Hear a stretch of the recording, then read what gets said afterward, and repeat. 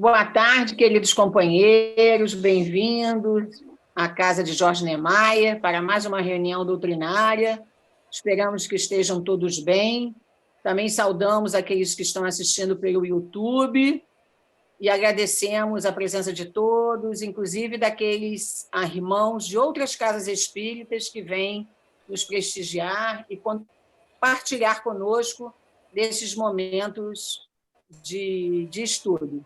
Então, nós vamos fazer a leitura, né, da nossa mensagem de abertura. Só um instantinho, Márcio, eu que vou compartilhar, né? Só um minutinho. Aqui.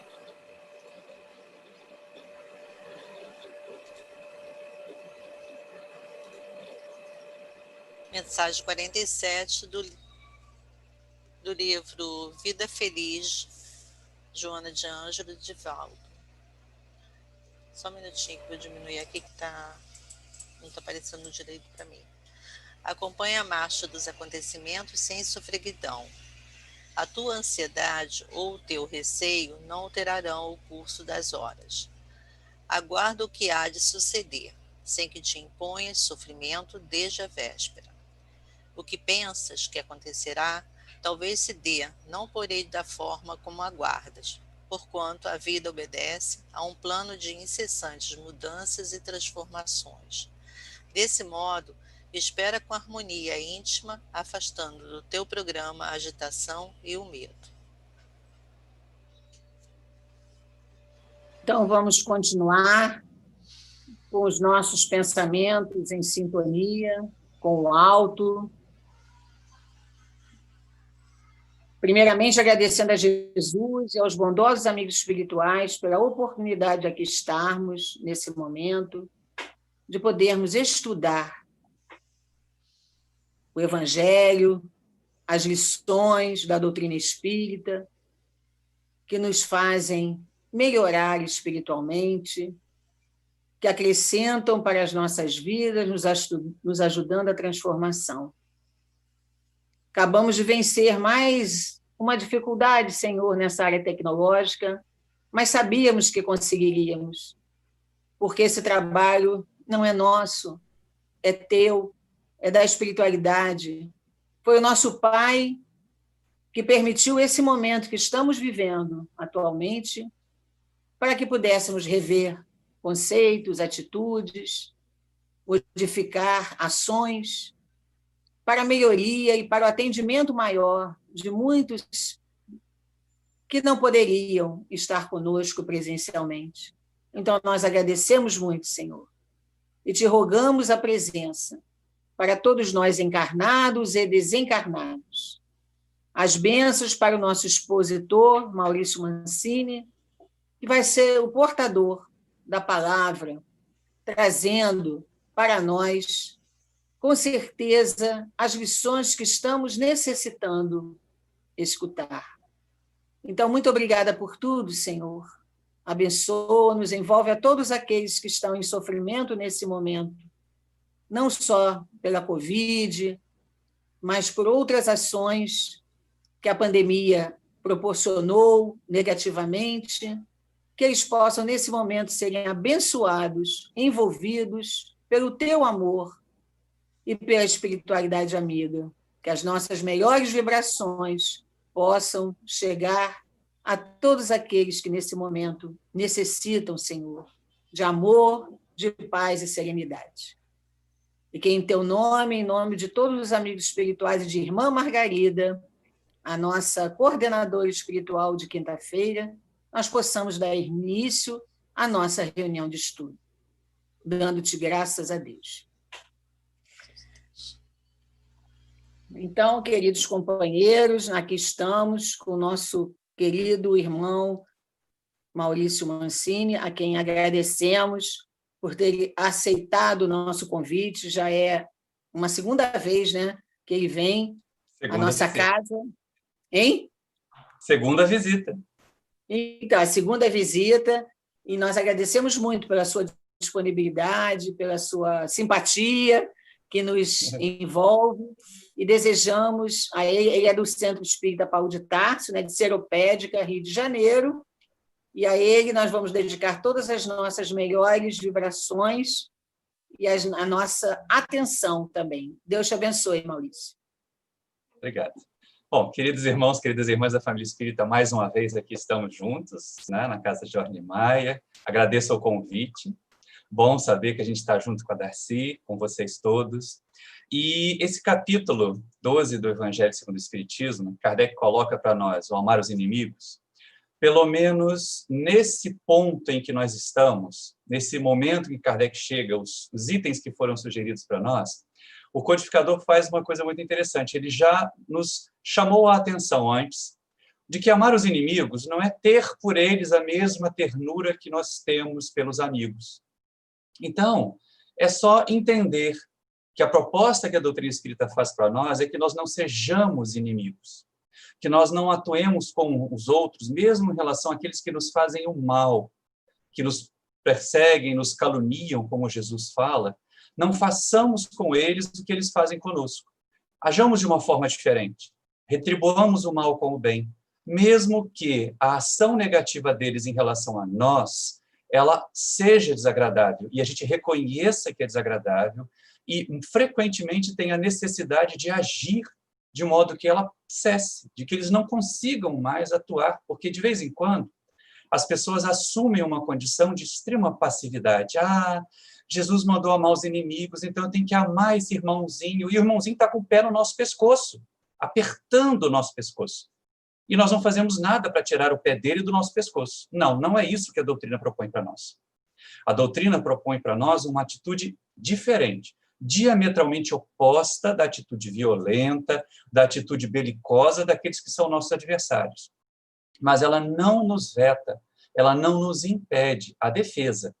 O que ela nos sugere é que nós não sejamos iguais, não nos nivelemos àqueles que nos atacam. E aí muitas pessoas imaginam assim, eu só vou me ver livre dessa criatura a hora que ela morrer. Tomara que venha agora essa doença e leve os meus inimigos tudo embora. Ou seja, estamos colocando um monte de obsessor nosso lá no mundo espiritual, né? Porque as pessoas nem percebem isso. Espírita, que deseja que o adversário morra, que deseja que um bandido, que um criminoso, que é um adversário da sociedade, seja condenado à pena de morte, está negando a própria doutrina que diz conhecer. Porque a gente vai colocar no mundo espiritual um obsessor absolutamente livre. Ele não apenas vai poder atravessar paredes, ir a todos os lugares que ele quiser, como vai ter acesso mais fácil à nossa mente. Já que um criminoso preso, um presidiário aqui, ou um criminoso distanciado dos nossos lares, das nossas mentes, não consegue nos atingir. Então, o codificador começa, e a gente vai se permitir alguns trechos de leitura, exatamente porque os dois itens são belíssimos, e eles levam a gente a discutir ou a conversar, principalmente sobre um trabalho que muita gente ainda vê de forma equivocada na casa espírita, que é a desobsessão. Então, Kardec começa dizendo assim, o espírita tem ainda outros motivos para ser indulgente com seus inimigos. Em primeiro lugar, ele sabe que a maldade não é um estado permanente nos homens, que ela se deve a uma imperfeição momentânea, e que assim como a criança se corrige dos seus defeitos, o homem, lá no comecinho, nós vamos nos permitir a leitura de vários desses trechos, porque os dois itens são brilhantes e nos remetem ao trabalho da desobsessão que muita gente ainda tem de forma equivocada na casa espírita. Kardec começa o nosso item 5 dizendo o seguinte, o espírita tem outros motivos para ser indulgente com seus inimigos. Em primeiro lugar, ele sabe que a maldade não é um estado permanente dos homens, que ela se deve a uma imperfeição momentânea, e que assim como a criança se corrige dos seus defeitos, o homem mau reconhecerá um dia os seus erros e se tornará bom. Ou seja, nenhum de nós é mau, nenhum de nós é imperfeito. Nós estamos imperfeitos. E se a gente fizer uma pontezinha entre esse trecho aqui e a questão 886 do Livro dos Espíritos, quando Kardec pergunta qual é o verdadeiro sentido da caridade, conforme entendia Jesus, né, a gente percebe que indulgência aparece lá no meio daquela proposta, né? Exatamente porque, como nós também temos as nossas falhas, como nós também podemos ferir, magoar os outros, mesmo que inconscientemente, mesmo que sem o objetivo de fazer isso, é bom que nós sejamos indulgentes, o que é muito diferente de sermos coniventes, passamos essa distinção, e porque vamos precisar de indulgência para conosco. Vamos precisar, em algum momento, que as nossas falhas também sejam consideradas infantilidades. Kardec chama atenção para o estado de infância espiritual em que nós ainda nos encontramos, a maioria de nós na Terra. E exatamente como aquela criança pirracenta, aquela criança malvada, amadurece e pode se tornar um adulto que se conscientizou e se torna bom, a mesma coisa vai acontecer conosco do ponto de vista espiritual. Então, ficar alimentando animosidades, ficar alimentando hostilidades, não vai nos ajudar. Não vai nos trazer a paz que nós buscamos. E aí uma questão importante. A doutrina espírita nos coloca muito claramente. Nós não podemos proporcionar aos outros, a quem quer que seja, nem mesmo as pessoas que nós mais amamos. Nós não podemos proporcionar a essas pessoas nem a paz que elas precisam, nem a felicidade. Nós só podemos proporcionar isso a nós mesmos. E sendo mais pacíficos, estando mais felizes, nós vamos espalhar uma condição de maior felicidade para o nosso mundo. Então, quando o codificador chama atenção para a indulgência e para a reconciliação, ou pelo menos a conciliação, porque pode ser que o inimigo não queira se reconciliar conosco, não é? Então, fica só da nossa parte em relação a ele. Mas é possível romper esse elo, desatar esse elo de ódio, desatar os elos da mágoa e deixar ir. Porque senão a gente começa a arrastar por mais de uma encarnação, por mais de uma existência, inclusive, essa questão. E é o que acontece, né? Na literatura espírita nós vemos isso. Nós vemos essas questões colocadas tanto nos livros dos médiuns, quando Kardec entrevista aquele espírito que causava bagunça na casa de duas irmãs, e depois é esclarecido que ele havia sido um empregado da casa, muito maltratado, muito pouco valorizado, e que agora estava se vingando. Ou seja, o ódio, a mágoa, o ressentimento transcendeu a encarnação física. Foi para o mundo espiritual e de lá ele continuou nos odiando. Então, é uma atitude inteligente nós rompermos essas amarras, esses vínculos de raiva, de ódio, de mágoa, exatamente para poder não garantir que nós vamos ter mais obsessores do lado de lá. E aí o codificador prossegue dizendo o seguinte: a morte apenas o livra da presença material do seu inimigo, já que este pode persegui-lo com seu ódio, mesmo depois de haver deixado a terra. Assim, a vingança falha ao seu objetivo, visto que, ao contrário, tem efeito produzir maior irritação, capaz de passar de uma existência a outra. E vários romances espíritas mostram isso. A série de livros da Tia Ivone Pereira, O Drama da Bretanha, Cavaleiros de Lumière, Nas Voragens do Pecado, mostra quanto que esses atritos que ocorreram na Terra são remetidos para o mundo espiritual, voltam no outro momento reencarnatório e, às vezes, mantêm um espírito desencarnado lá com ódio de nós a perseguir-nos aqui, como aconteceu no caso da André de Guzmán, lá no livro Drama da Bretanha, que ela feriu um ente muito querido do espírito que a perseguia e ele passou aquela existência que retrata lá no Cavaleiro de Lumière e a seguinte, desencarnado e querendo fazer mal a ela. E acaba conseguindo fazer que ela tente suicídio, que ela busque e pereça pelo suicídio, que é pior ainda, né? Então, essa é uma questão importante para nós espíritas. Nós sabemos que a morte não existe. Então, como imaginar que bandido bom é bandido morto? Que o inimigo bom é o inimigo morto? Não é. Porque o inimigo desencarnado ele vai ter mais liberdade do que nós teremos. Nós seremos vítimas mais fáceis, presas mais fáceis. É uma questão de inteligência. Nós diminuirmos a quantidade dos nossos inimigos desencarnados. Nós reduzirmos a fila do plano espiritual daqueles que querem fazer mal para nós.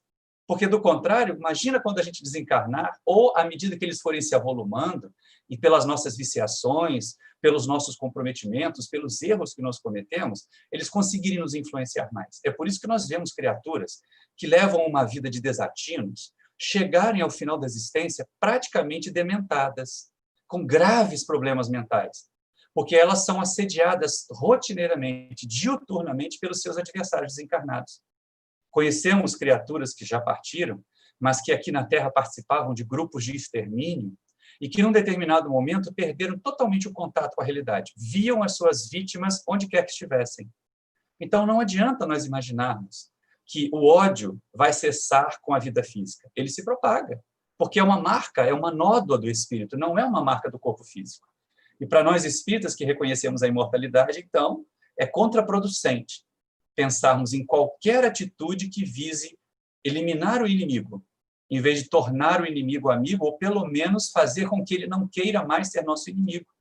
porque nós vimos e vemos bem, tanto nos relatos que o Divaldo faz a respeito do Máscara de Ferro, quanto na representação cinematográfica do filme que foi feito a respeito da vida do Divaldo, que o espírito ele não se torna amigo do Divaldo naquele primeiro momento, mas ele reconhece, olha, do jeito que você está, eu não quero mais te fazer mal. Eu não quero mais ser seu amigo. Ainda não gosto de você. E muitas vezes é exatamente isso que acontece. Mas Kardec não pede que nós amemos os nossos inimigos como nós amamos os nossos entes queridos. Ele apenas recomenda que nós não nos sintonizemos com eles. E aí nós vamos ver um pouco mais adiante, Kardec dizendo assim, cabia ao Espiritismo provar, por meio da experiência e da lei que rege as relações entre o mundo visível e o mundo invisível, que a expressão extinguir o ódio com o sangue é radicalmente falsa, que a verdade é que o sangue alimenta o ódio, mesmo além túmulo. E aí nós temos tantos exemplos dolorosos disso. Tantas na literatura, nos romances espíritas que tantos de nós gostamos de ler, mas vamos entender, romance espírita é para nós analisarmos nos bons a expressão dos ensinamentos, dos conceitos da codificação, porque a gente não aprende espiritismo lendo romances, a gente aprende espiritismo lendo obras básicas, a gente aprende espiritismo estudando obras sérias, que aprofundem. O romance é aquele momento do refrigério, do refresco da mente, quando a gente está cansado, quando a gente quer se distrair, em vez de ligar uma novela da TV que vai passar coisas muito negativas, abre um romance de Emmanuel, abre um romance de Ivone Pereira, e aí nós vamos encarar, então, uma realidade espírita retratada. A aplicação dos conceitos espíritas está nos romances. O conteúdo doutrinário está na codificação. Espírita que não estuda a codificação rotineiramente nem pode se dizer tal. Fechando o item 5, Kardec coloca assim, não há coração tão perverso que, mesmo sem se dar conta, não se mostre sensível ao bom proceder. Mediante o bom procedimento, tira-se, pelo menos, todo pretexto às represálias. De um inimigo, pode-se fazer um amigo, antes e depois da morte. Com o mau proceder, o homem irrita seu inimigo, que então serve de instrumento à justiça de Deus para punir aquele que não perdoou. E é exatamente essa questão. Faz-nos lembrar, é uma passagem que é muito diferente da ideia que nós estamos vendo aqui, dessa ligação negativa. Mas quando Jesus traz Lázaro de volta à vida lá nos relatos do Evangelho, Lázaro estava todo envolvido em tecidos, porque era assim que os judeus inumavam seus cadáveres naquela época, envolvendo em tecidos, não era um caixão de madeira. E aí ele sai da caverna onde o corpo tinha sido colocado, mais ou menos como uma minhoca, né, fazendo aqueles movimentos de corpo. E aí Jesus diz, desatai-o e deixai-o ir.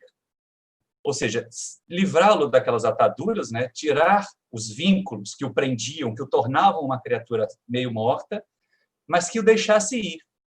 Perceberam que Jesus não diz que Lázaro tinha que ficar ali junto dele o tempo todo, recebendo dele os benefícios? Jesus prestou o benefício e foi. A mesma coisa se coloca para nós. Diante das adversidades, diante da vida social, nós não esperemos que as pessoas a quem nós fazemos o bem fiquem ali nos bajulando o tempo todo. Porque senão nós vamos esperar que os nossos antigos inimigos façam assim também. E tem gente que poxa, eu perdoei, fulano me fez tanto mal, e eu ainda ajudei a fulana, a esposa dele a arrumar um emprego, o filho dele a arrumar um emprego, e ele continua me retribuindo com o benefício com o mal. Isso é aquela ideia errada, equivocada nossa, de que o bem merece recompensa imediata. Na verdade, o bem merece recompensa na nossa vida espiritual. A ideia de sermos semeadores do bem e não ficarmos esperando para ser colhedores dele em algum momento. Tudo bem? E aí é interessante porque, assim, quando a gente percebe a ação bondosa como um meio de eliminar os laços de ódio, a prática da caridade, e aí não precisa ser a caridade por aquele indivíduo que nos prejudicou, mas ao perceber a nossa mudança, e isso aqueles de nós que trabalhamos em reunião mediúnica de desobsessão, percebemos, o espírito algumas vezes assim, puxa vida, aquela criatura que eu odiava tanto, aquele ser que me fez tanto mal lá na Idade Média, que acendeu as fogueiras que me queimaram, né? Ele agora é uma criatura que faz o bem, agora é uma criatura dedicada ao amor ao próximo, então eu não me sinto mais inclinado a fazer mal a ele. É isso que Kardec diz aqui, que de um inimigo se pode fazer um amigo, nesta e noutra vida. Porque é aquela proposição de que o nosso comportamento, pelo menos, serve de escudo, serve de uma proteção para nós em relação aos pensamentos negativos, se não das ações negativas, como as nossas ações positivas servem de escudo com relação aos pensamentos negativos dos outros. Sim, é verdade que algumas vezes isso vai despertar inveja, isso vai despertar hostilidade, isso vai gerar uma série de notícias falsas a respeito da intenção, mas só quem consegue ler as nossas intenções somos nós. Só quem compreende as nossas intenções somos nós mesmos. E é exatamente nesse sentido que o codificador coloca: fazer de coração limpo, fazer realmente porque nós desejamos fazer o bem, independente para quem que seja. E aí aqueles que são nossos adversários, aqueles que se colocam de forma hostil em relação a nós, eles acabarão se sentindo, de certa maneira, pelo menos, como diz Kardec, sem a justificativa para nos querer fazer o mal. E, lógico, à medida que o tempo passa, à medida que a transformação vai se consolidando, até mesmo os espíritos atrasados mais perturbadores, mais grosseiros, reconhecem que nós mudamos, reconhecem que nós melhoramos. O item 6 desse mesmo capítulo, ele vai nos remeter para algo que as pessoas, às vezes, comparecem à casa espírita e imaginam assim: ai, eu fui em algum lugar e disseram que tem um espírito ruim fazendo tudo dar errado na minha vida. Então, eu vim aqui no centro para vocês colocarem meu nome na desobsessão e afastarem esse espírito de mim. Elas não reconhecem que o processo obsessivo, na verdade, ele é um sintoma, ele não é a doença. A doença são as nossas imperfeições morais. A doença são aquelas falhas que ainda permitem que espíritos assim atrasados tenham acesso a nós, mesmo que eles não tenham sido prejudicados por nós. Às vezes, agem dessa forma por pura inveja, agem dessa forma por puro despeito, por não se sentirem felizes, como Kardec pergunta lá para os espíritos: mas se não faz bem para eles, fazerem o mal para nós, por que eles continuam fazendo? E aí eles respondem: por inveja, por ciúme, por não quererem que outras pessoas gozem da felicidade que eles não podem gozar. Mas isso não é a regra geral.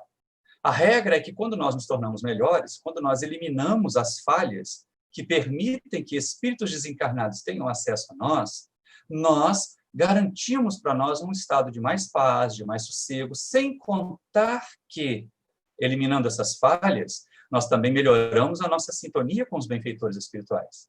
Nós ampliamos o nosso contato com os espíritos amigos. E aí, lógico, eles também nos protegerão, eles também nos auxiliarão. É clichê, é puro mito as pessoas imaginam assim: puxa vida, eu resolvi trabalhar no bem, agora as trevas estão me atacando. E cadê seu guia espiritual, criatura? Esqueceu que ele não está de plantão também para te ajudar, que ele está aí para te auxiliar? É a questão de com quem nós vamos sintonizar. E é exatamente nesse sentido que Kardec começa a nos direcionar. Olha só: podemos, pois, ter inimigos entre os encarnados e os desencarnados. Os inimigos do mundo invisível manifestam a sua malevolência pelas obsessões e subjugações que têm vitimado tanta gente e que representam uma variedade das provações da vida. E aí por quê, né? Porque se nós fôssemos as vítimas inocentes de espíritos malvados, o processo obsessivo não faria parte das provações da nossa vida, seria uma injustiça divina. Mas nós sabemos que nada que acontece conosco, de bom ou de ruim, é castigo ou presente de Deus, é simples merecimento. A lei divina, ela está baseada num mérito verdadeiro, e não na meritocracia que algumas pessoas usam como bordão hoje em dia, que não tem o mesmo ponto de partida. Na lei divina, todos nós tivemos o nosso meio no ponto de partida, todos nós tivemos as mesmas oportunidades. Alguns aproveitaram mais, outros menos. E aí, por isso mesmo, o mérito ali é contabilizado. Na sociedade, com tantas desigualdades, com pontos de partidas tão diferentes, falar em mérito em criaturas que começaram em condições tão diferentes não é exatamente o mais apropriado. Mas falar em igualdade de direitos, sim. Falar em respeito à sociedade, sim. E aí, quando nós vemos Kardec falar a respeito dos inimigos desencarnados, ele nos remete a tratar do problema da obsessão. Tá? E olha que coisa interessante, né? No século XIX, Kardec aponta a obsessão como um dos males graves, como uma das causas de grande sofrimento. Provas da vida, está colocado aqui claramente. Então, não vieram, né, a revelia da lei divina. Não vieram sem que nós mereçamos. E muitas pessoas, às vezes, vão para o centro espírita querendo se livrar da obsessão, sem perguntar assim: mas espera aí, o que atraiu esse espírito para mim? O que fez esse espírito se aproximar de mim? E pior, o que consentiu que esse espírito conseguisse me prejudicar, conseguisse me fazer o mal? Porque é muito fácil a gente transferir para o espírito obsessor a causa de todos os nossos estrambelhos, não tem? Tem gente que chega lá no centro e diz: eu não consigo um casamento, deve ser o meu antigo parceiro da encarnação passada que não deixa eu me casar. E às vezes é só falta de higiene mesmo, gente. É só um pouquinho de falta de cuidado, não penteia o cabelo, não escova o dente, aí não consegue um casamento. Então, a gente tem que estar muito atento para não ficar transferindo para os espíritos a causa que está em nós. De novo, eu vou insistir, a obsessão é sintoma, ela não é a doença. Por isso que Kardec advertia que ela era um mal complicado. Nós passamos o século XX vendo a literatura espírita relatar a obsessão como, sim, um transtorno grave, que complicava, que causava muito sofrimento às criaturas, mas já estamos fechando a segunda década do século XXI e ainda não atacamos o problema da obsessão, de desencarnados para encarnados, principalmente, mas, como Sueli Caldas-Chuva bem relata para nós no seu livro Obsessão e Desobsessão, a obsessão tem vários agentes. Ela não tem apenas um desencarnado vingativo querendo prejudicar um encarnado coitadinho, porque coitadinho não tem nada, né? De coitadinho não tem coisa nenhuma. Então, quando Kardec fala a respeito das obsessões como provas da vida, não quer dizer que nós tenhamos que nos acomodar. Ah, eu sou obsidiado, é assim mesmo, é o que Deus quer. Deus não quer o nosso sofrimento. O sofrimento é consequência da nossa imperfeição. Então, o que Deus espera de nós é que nós nos aperfeiçoemos para não precisarmos mais desse sofrimento, para não termos mais necessidade de passar por essas provas dolorosas, terríveis, como a obsessão, como as enfermidades congênitas, porque elas são todas resultado do nosso atraso, resultado da nossa imperfeição. O sofrimento que leva à evolução é característico de um planeta atrasado como a Terra, de um planeta de provas e expiações, em que nós cometemos os erros em existências passadas ou na presente, e logo no momento futuro colhemos as consequências, colhemos o contragolpe disso. A obsessão é apenas um desses contragolpes, é apenas uma dessas consequências.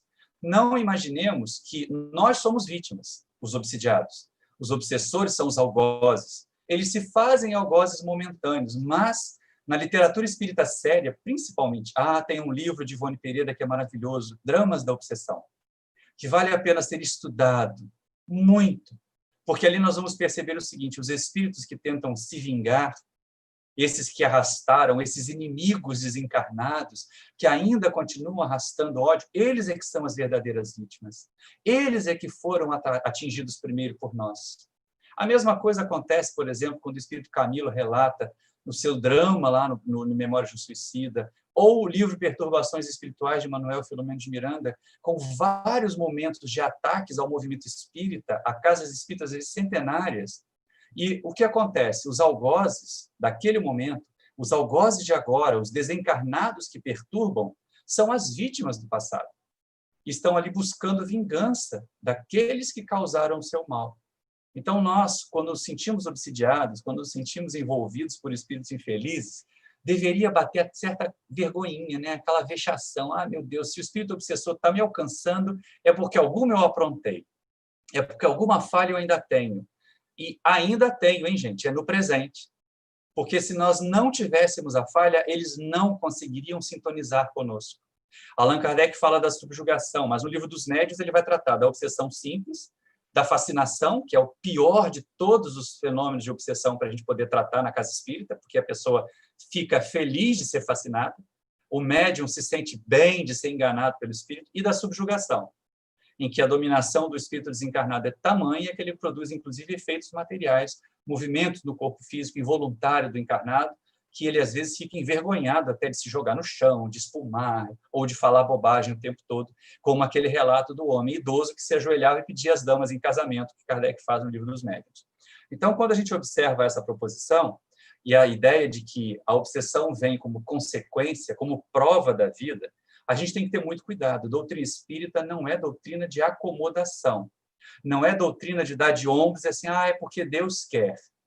Aceitar a vontade de Deus é uma coisa, mas dificilmente a gente compreende essa vontade. E Deus não criou nenhum de nós para o sofrimento, nenhum de nós para a inferioridade. Então, acima de qualquer outra situação que nós estejamos vivendo, a vontade de Deus é que nós façamos o progresso, é que nós progridamos. Ficar parado esperando o sofrimento passar por cima da gente, o rolo compressor está vindo, eu estou vendo o rolo compressor se aproximando de mim, ele vai me esmagar e eu digo, é a vontade de Deus. Não é. Mas não é mesmo, é acomodação da parte de muitos. E aí Kardec prossegue dizendo o seguinte: tais provações, como as demais, concorrem para o adiantamento do ser e devem ser aceitas com resignação e como consequência da natureza inferior do globo terrestre. Então, duas questões. Aceitar com resignação não significa aceitar com acomodação. O resignado é aquela criatura que ela não se rebela, que ela não grita, Deus me abandonou, por que Deus está fazendo isso comigo? Isso é falta de resignação. Agora, aquela coisa assim, eu vou aguentar o sofrimento porque é o que Deus quer, isso não é também resignação, isso é acomodação. O resignado ele diz assim, olha, existe uma possibilidade de cura de uma determinada doença, eu vou experimentar. Existe um meio de eu mudar o meu pensamento e não ter mais sintonia com o obsessor, eu vou experimentar. Enquanto eu não consigo, eu vou suportar a dor, eu vou suportar a prova. Nós não fazemos isso, por exemplo, quando nós temos uma queimadura na cozinha e a gente precisa continuar cozinhando. A gente não aguenta a dor da queimadura e continua fazendo. É claro que vai fazer com mais cuidado, vai usar menos aquela mão que foi queimada. A mesma coisa com relação aos processos dolorosos da vida. Não nos acomodemos a ele.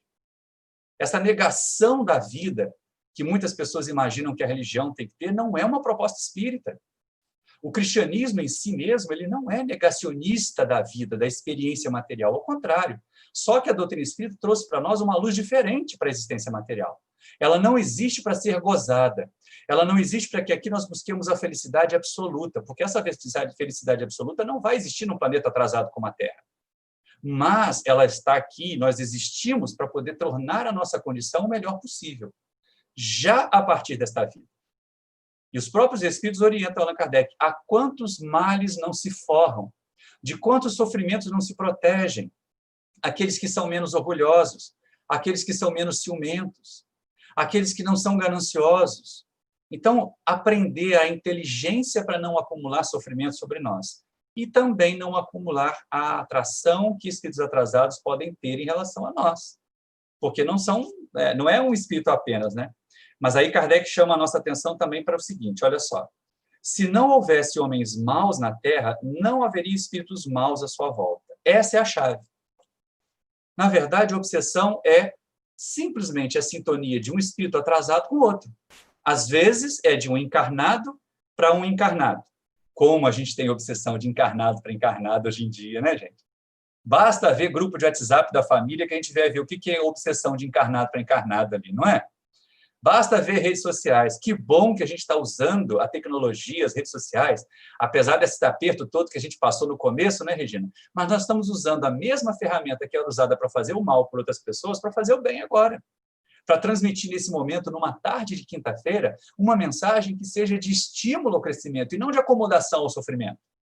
De maneira nenhuma. O Consolador prometido por Jesus vai nos dizer que nós temos que aguentar o sofrimento porque é isso que Deus quer. Não. Ele vai dizer que nós temos que usar a nossa inteligência, todos os recursos tecnológicos, toda a nossa força moral e física para superar o sofrimento e a dor.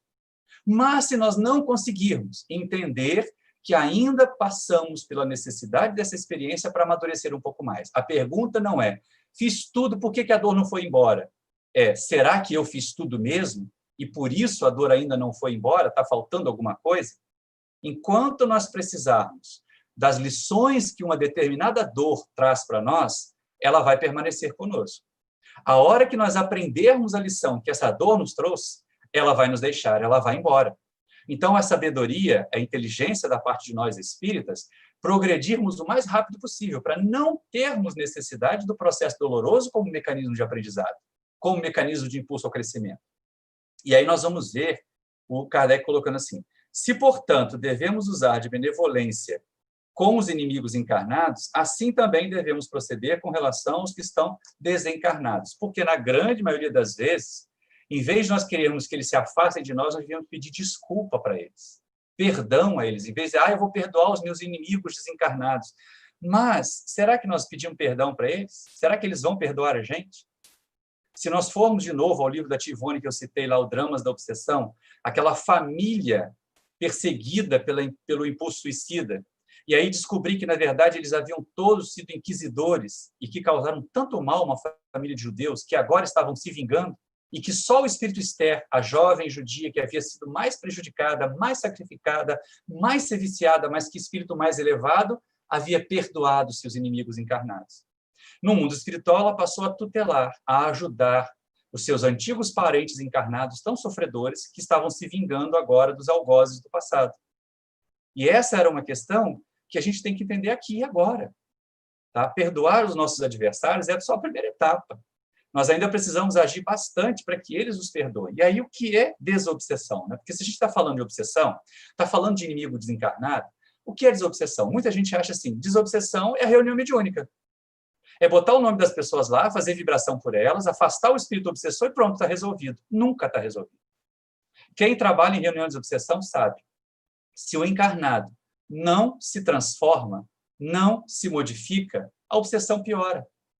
Ele tem aquele momento de alívio, claro, porque aqueles espíritos obsessores conseguiram reconhecer que agiam mal, que não estavam se ajudando, porque eles sofriam mais do que o encarnado que eles tentavam prejudicar, e se afastam. Mas, como a criatura continua imperfeita, ela atrai outros e outros. Então, ela continuará obsidiada. Aqui, pelo menos na nossa reunião, nós temos com frequência nomes que voltam. Nomes de encarnados que voltam. A reunião mediúnica, gente, de desobsessão,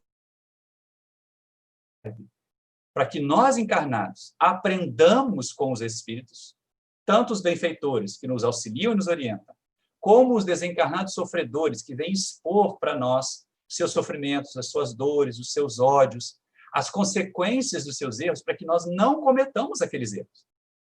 E para ajudar esses desencarnados sofredores. Pouca ação terá a reunião mediúnica de desobsessão sobre o encarnado obsidiado. Agora, a prática do bem vai ter. A ação da caridade vai ter. Nós temos um amigo, já desencarnado lá de Leopoldina, que ele costumava dizer assim, não existe desobsessão melhor do que campanha do quilo. Bota uma sacola nas costas do obsidiado e faz ele subir de porta em porta aí os morros de Leopoldina para poder pedir mantimento, que rapidinho o espírito obsessor racha fora. Porque o obsessor é preguiçoso. O obsessor não vai querer quem está trabalhando no bem. E não é exatamente isso que Allan Kardec coloca para nós? Ele coloca aqui, ó, o Espiritismo vem provar que esses demônios nada mais são do que as almas dos homens perversos, que ainda não se despojaram dos instintos materiais, que ninguém consegue aplacá-los a não ser pelo sacrifício do seu ódio, isso é, pela caridade, que a caridade não tem por efeito unicamente impedi-los de praticar o mal, e sim de os reconduzir ao caminho do bem, contribuindo para a salvação deles, além de ser um excelente exemplo. O resultado que Divaldo conseguiu com o Máscara de Ferro, ele mostra exatamente o efeito da prática do bem nos processos obsessivos. Então, a desobsessão, ela parte de um lado espiritual, do lado dos inimigos desencarnados, da reunião mediúnica, que vai orientar os desencarnados, que vai auxiliá-los. Agora, a verdadeira desobsessão dos encarnados é a transformação moral. É a superação das suas imperfeições, para nós nos desatarmos deles e deixarmos que eles sigam, deixarmos que eles passem adiante. Se eles não puderem se tornar nossos amigos, que pelo menos já deixem de ser nossos inimigos. Se eles não conseguirem deixar de nos odiar, já vai ser suficiente que eles parem de tentar nos fazer o mal. Se eles conseguirem começar a nos amar, a nos respeitar, já vai ser uma grande conquista, mas para isso nós teremos que fazer muito esforço. Aqui nós percebemos muito bem a indicação de Kardec, que a solução para os problemas obsessivos não está numa reunião mediúnica, está em nós, que sofremos o assédio de espíritos desencarnados. E por que sofremos o assédio de espíritos desencarnados? Porque temos imperfeições. É a superação das imperfeições que fará com que a gente consiga realmente romper esses laços infelizes, bloquear os pensamentos deles para nós. E aí não sofreremos mais a sua influência, não sofreremos mais a sua injunção em relação a nós. É lógico que isso demanda tempo, muita gente é apressada. Ah, mas eu já estou na 4ª reunião de desobsessão lá, tomando passe, assistindo palestra e não melhorei nada. Mas, gente, nós às vezes passamos 50 anos, mais de uma existência fazendo mal, prejudicando às vezes o mesmo espírito que hoje se torna nosso obsessor. Vocês acham que com 5 reuniões ele vai deixar de odiar a gente? Não, o Divaldo passou pelo menos 20 anos fazendo bem para que o Máscara de Ferro pensasse em não fazer mais mal para ele. Então, a gente tem realmente uma longa jornada, mas com o ferramental que a doutrina espírita nos dá, com essa proposta da prática da caridade, mas agora a gente está em um momento de pandemia, como é que eu vou sair para fazer campanha do quilo? Como é que eu vou visitar asilo? Gente, a caridade não precisa de gestos tão longos, tão grandes e tão intensos. Pequenos gestos de caridade, só de nós mudarmos o nosso pensamento nas redes sociais em que nós nos comunicamos, já vai nos ajudar a fazer a caridade. Pelo menos a caridade de não propagar fake news. Isso já ajuda muito. Pelo menos a caridade de fazer a nossa parte. Olha só, aqueles de nós que entendemos a gravidade do momento que nós passamos e sempre saímos à rua de máscaras. Não tiramos a máscara, não usamos máscara no queixo, não colocamos o nariz do pica-pau para fora da máscara, porque tem gente que usa a máscara fechando só aqui e deixa o bico do pica-pau para fora, né? Não faz sentido. Não ajuda em nada. Nós já estamos fazendo a caridade para a sociedade, que vê aumentar o número dos enfermos, por causa de uma enfermidade grave que assola todo o nosso planeta, toda a nossa coletividade humana. Então, nós estamos, sim, claro, nós vamos olhar para essa pandemia como um momento de resgate coletivo, da sociedade como um todo, mas que isso nos faça refletir, nos faça perguntar, peraí, por que a sociedade está precisando passar por isso? Por que eu, que não desmatei, estou precisando passar por isso? Será que é porque eu compartilhei aquela notícia falsa que levou a uma condição em que o desmatamento aumentou?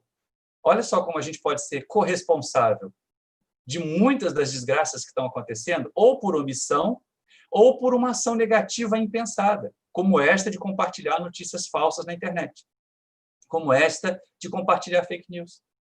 Então, a proposta do codificador para nós é que nós usemos o nosso tempo de forma mais construtiva.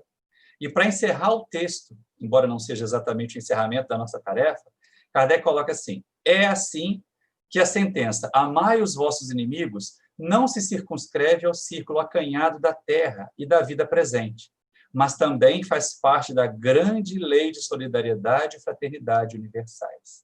Porque nós sabemos, não temos apenas amigos agora na terra, nesse momento, não temos inimigos apenas desse momento, mas nós podemos ser mais amigos daqueles que estão em torno de nós, podemos não ser inimigos daqueles que nos odeiam, daqueles que nos detestam, aqueles a quem fizemos mal, nós podemos agir para fazer o bem agora, e vamos buscar um caminho de mais entendimento, um caminho de mais paz, um caminho de transformação. Perceber que, no momento em que nós estamos, nenhum de nós é vítima. Nenhuma criatura na Terra. Afinal de contas, se nós fôssemos vítimas, seríamos vítimas de quem? Ah, você é vítima do obsessor, mas espera aí. Como o obsessor conseguiu me atingir, me alcançar? É a lei divina. Então, quando a gente se diz vítima, a gente está se dizendo vítima de Deus. No fundinho, aquela ar de piedade que a gente faz, aquela cara de sofredor. Por que Deus está fazendo isso comigo? Isso demonstra o quanto nós ainda somos imaturos, o quanto nós ainda somos cegos para a nossa própria realidade, para as nossas próprias imperfeições. Então, se nós quisermos nos livrar dos nossos inimigos desencarnados, dos nossos inimigos encarnados, sejamos mais amigos da sociedade, sejamos mais amigos do meio ambiente, sejamos mais amigos dos espíritos desencarnados, remetendo a eles pensamentos positivos, bons. Quantos desencarnaram agora, vítimas da pandemia, que estão ainda aturdidos no mundo espiritual, sem reconhecer a sua própria condição? Aquele momento em que nós nos reunimos às 18 horas, coletivamente, muitas casas espíritas estão fazendo isso, pegando essa carona do bem aí com os nossos companheiros católicos que oram às 18 horas há muito tempo, voltando o pensamento para Maria de Nazaré, a mãe amorosa de todos nós, que nos torna todos nós irmãos, como Jesus, lá do alto da cruz, ao dizer que João era filho dela, fez com que ela se tornasse, de certa maneira, mãe da humanidade. Nós pedimos a esses espíritos luminares que ajudem, que levem as nossas energias positivas aos que sofrem, que levem esclarecimento àqueles que estão aturdidos, que aclarem a mente dos que estão em posição de comando, em posição de ação durante o combate à pandemia, para que eles tomem atitudes corretas, vençam as suas imperfeições, não sejam obsidiados por espíritos que querem a guerra, que querem o conflito, para manter o nosso planeta ainda atrasado. É verdade, meus amigos, nós vivemos um momento de seleção, nós vivemos um momento de separação, mas não imaginemos que nós que estamos, que ainda não passamos pela aprovação da desencarnação, somos as ovelhas e não os bodes. Pode ser apenas que a nossa experiência esteja tardando a chegar. O melhor é nós fazermos o possível para, enquanto ainda estamos no processo evolutivo, nos tornarmos verdadeiramente ovelhas, daqueles que mereceremos permanecer num planeta Terra transformado, renovado, melhorado, colocado numa condição de mais paz, de mais harmonia. É isto que nós gostaríamos de compartilhar, porque assim não haverá mais inimigos. A doutrina espírita é uma doutrina que visa semear a paz nos corações das criaturas, e não em separá-las em espíritas e não espíritas, em salvos e não salvos, como pensam os nossos irmãos de outras religiões. Nós não estamos preocupados em ser salvos nesse sentido. Porque não adiantará nada nós queremos ser felizes sozinhos e a coletividade humana inteira sofrendo. Sofreguidão, dor, desespero, guerra.